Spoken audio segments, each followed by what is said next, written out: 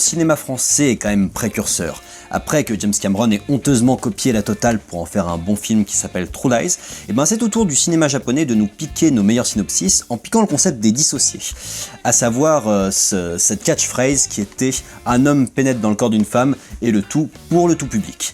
Car oui, aujourd'hui nous parlons de Your Name en 180 secondes.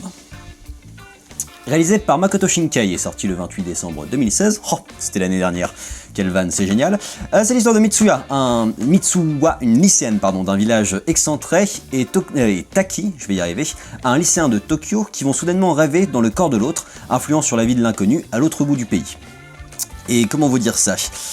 Bah là j'ai ouvert les robinets les copains, là j'ai ouvert les robinets puis je me suis lavé dans mes larmes, j'avais oublié mon Tahiti douche mais globalement ça s'est bien passé parce que c'est un très très bon film, c'est une vraie pépite, c'est mon chef-d'œuvre de début 2017 parce que je l'ai vu avec un peu de retard, c'est compliqué de trouver une salle qui le diffuse et c'est une franche réussite, c'est un excellent film, c'est du grand cinéma, c'est une pépite d'émotion, c'est une très belle romance, je peux continuer comme ça pendant des heures et je vais vous expliquer pourquoi. Déjà, le concept est un peu dur à résumer parce que le film parle dans pas mal de directions. Donc le concept de base, c'est cette histoire d'échange de corps dans les rêves. Et le concept est déjà tip top. C'est-à-dire qu'on va avoir une histoire d'amour sans que les personnages se rencontrent. Ils vont juste influer sur la vie de l'autre et l'aider.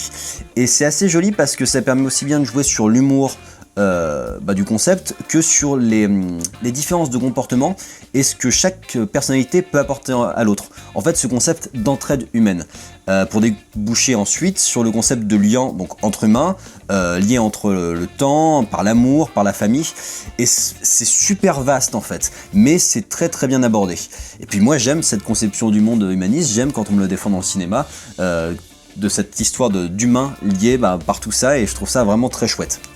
La seconde partie est du coup, comme je vous le disais, un peu plus limbiratique, et je l'ai trouvée un poil longuette malgré tout, mais elle est d'une richesse folle parce qu'on développe en fait ces concepts dont je vous parlais, et c'est très large, c'est très complexe, c'est très réflexif, c'est existentiel, c'est philosophique, et je peux rester comme ça pendant une heure sur un tas de synonymes, et pourtant c'est très digeste et très bien monté, et là c'est encore une force du film, à savoir que la narration est gérée de bout en bout, et que je trouve que c'est vraiment un exemple de narration imbriquée, et de rythme de montage qui est pas chronologique, mais qui est censé.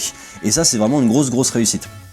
À côté de ça, la fable romantique est ancrée de drôlerie, de mignonnerie, de sensibilité, et c'est peut-être un peu naïf et utopique, mais putain, on en a besoin quoi, et puis ça fait vraiment du bien de voir ça. Ségolène Royal aurait défini ça comme de la japonaiserie, je lui refais encore de m'avoir enlevé Dragon Ball quand j'étais petit au Club Dorothée, bref, c'est pas le sujet.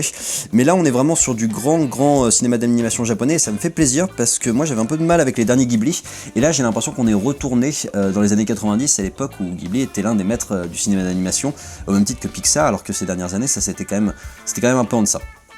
Je tiens aussi à signaler que j'ai trouvé que la musique était top, pas mal de musique japonaise, que ce soit chantée ou de composition, et elles sont toutes très réussies et mettent vraiment dans l'ambiance, et ça fait un final qui est pour moi l'un des premiers chefs-d'œuvre que j'ai vu cette année, et je vous le conseille très vivement. Et j'ai envie de dire top.